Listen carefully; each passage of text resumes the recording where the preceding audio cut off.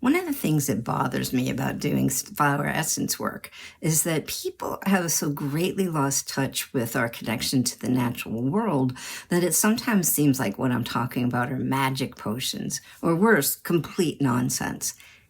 And I totally get that. I've been there myself. But I know that a lot of what flower essence people talk about is so similar to what has been spoken of for centuries, for millennia, actually. Dr. Edward Bach has been credited with making flower healing famous and for his particular approach in making the remedies that he called the Bach flower remedies.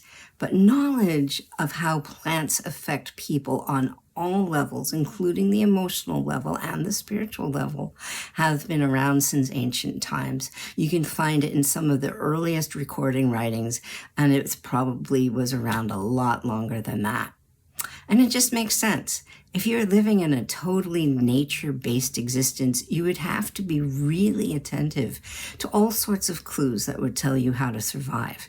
So when it came to things to eat, you'd be paying attention to the aroma and the taste and how it makes you feel. But you'd also want to know what else is good to eat and what else might make me feel better.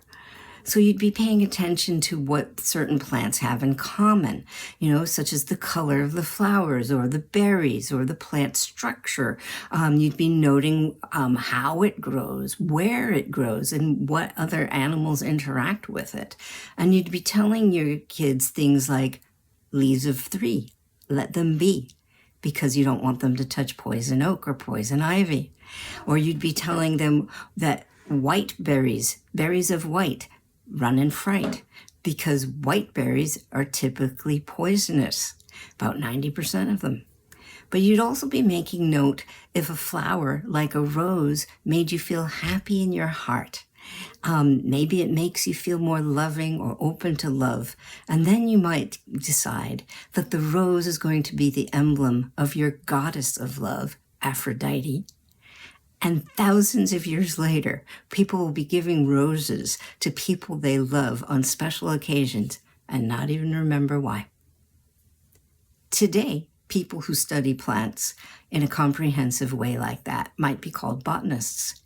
If they have an interest in health and healing, they might be called herbalists. But back in ancient times, having at least one person in your tribe who was paying attention to such things would be how you survived. And what they learned would become common knowledge. So a lot of times you'll find that the names people gave to plants and to flowers reflect what they might be used for. So for example, in the world of flower essences, there is a flower called impatience. And guess what that's for? Impatience.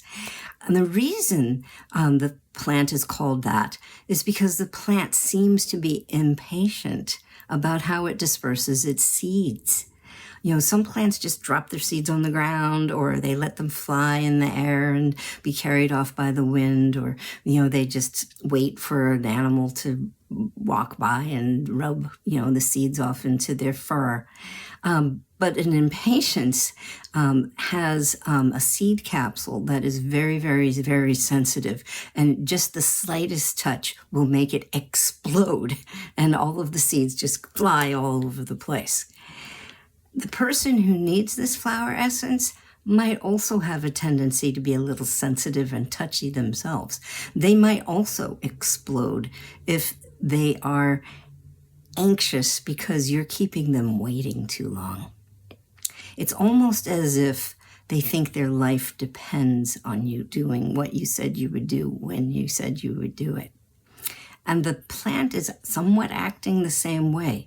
It feels like it needs to get those seeds out as far as wide as it possibly can. So what the flower essence is used for is to help people calm down, to relax, and have more of a sense of ease about how things happen in the world. But what's interesting is that long before it was used as a Bach flower remedy, it was used in traditional herbal medicine on the physical level, for people who had sensitive, irritable, angry skin. It was used to calm down skin rashes. I find this kind of thing really interesting. I think it's fascinating, and I hope you do too. If you'd like to learn more about flower essences and how they can help you, please follow, like, and subscribe. And if you want to use them for yourself, check out my shop at mamaloveproducts.com. Thank you.